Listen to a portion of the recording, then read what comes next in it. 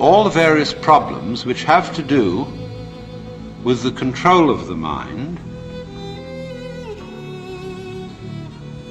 And so I might introduce what I'm going to say by saying it from different points of view. There is this urgent feeling that I must improve me. You see, the reason you want to be better is the reason why you aren't. Is this man going to tell me something that will help me to change myself so that I will be a more creative and cooperative member of the human race? I would like to improve. And this is critically important because it's obvious. The person who's going to do the improving is the one who needs to be improved. And there immediately we have a vicious circle.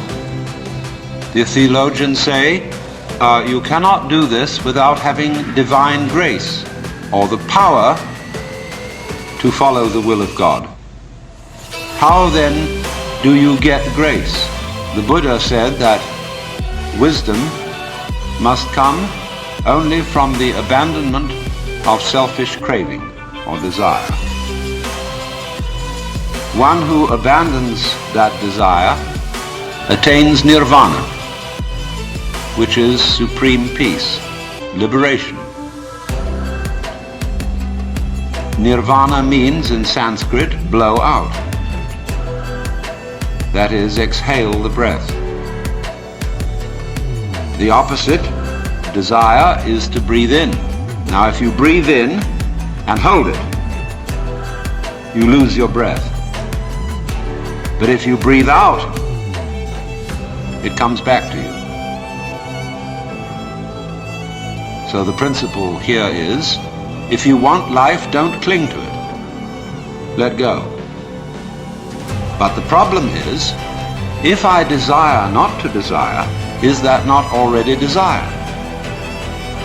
How can I desire not to desire? How can I surrender myself when myself is precisely an urge to hold on, to cling to life, to continue to survive? I can see rationally that by clinging to myself I may strangle myself.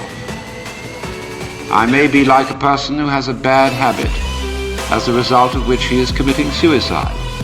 And he knows that, but can't give it up, because the means of death are so sweet. So it all comes down to this basic question, that human beings have for a long, long time been concerned about transforming their minds.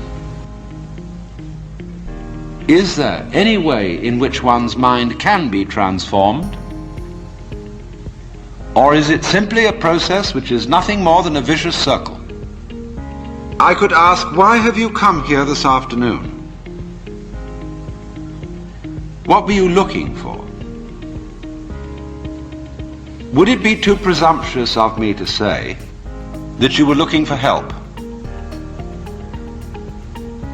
That you hoped you would hear somebody who had something to say that would be of help and relevance to you as members of a world which is running into the most intense difficulty.